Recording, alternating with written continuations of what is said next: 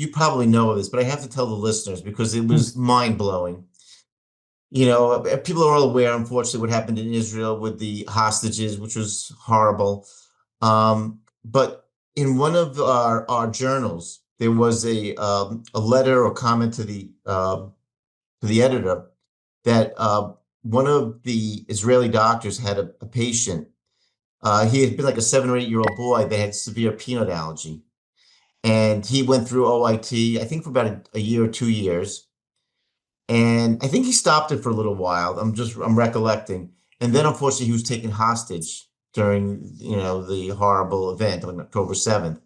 And while he was in captivity, they were feeding him every day. Now, they called it a different kind of nut because they were giving them very little food, but it actually was peanut.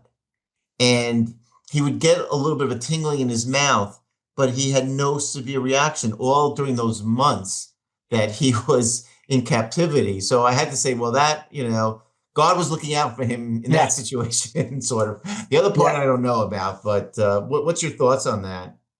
Yeah, so probably he was in that lucky group that was more successful desensitized, and he had not need to maintain that level of vigilance in order to maintain the unresponsiveness to peanut. But it's very hard to predict who will be in that group. Sure. So we are, erring to the side of cautious now and telling them that don't think about it as a cure, but you need to continue and expose. And as you said, there was that case study showing that especially during the escalation phase or the build-up phase of peanut desensitization, you have 3 times more risk for anaphylaxis. And that's true also for other foods, including milk.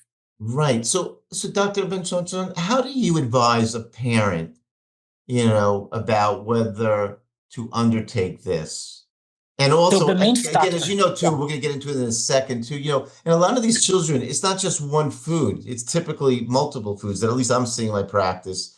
And that also takes even more time, right? Because you can't really do multiple foods at once. So actually, you can do multiple Can foods at you? once. Yeah. We do it, for example, in San Justine. We do it less because we want to know for each food how well it goes. But you could do it.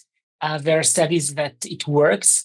But for me, the main factor will be the age. So first of all, the age. If it's a toddler, it's easier. Just think about it in other ways. I mean, it's easier to change the immune system when you're less mature, like Right. anything else in life. So when they're toddlers, ideally less than 2 years old, it's just so much easier. It's like almost a walk in the park. Yeah. And as I said, these toddlers love it. I mean, I have, the outlier, the toddler that does not agree with the desensitization.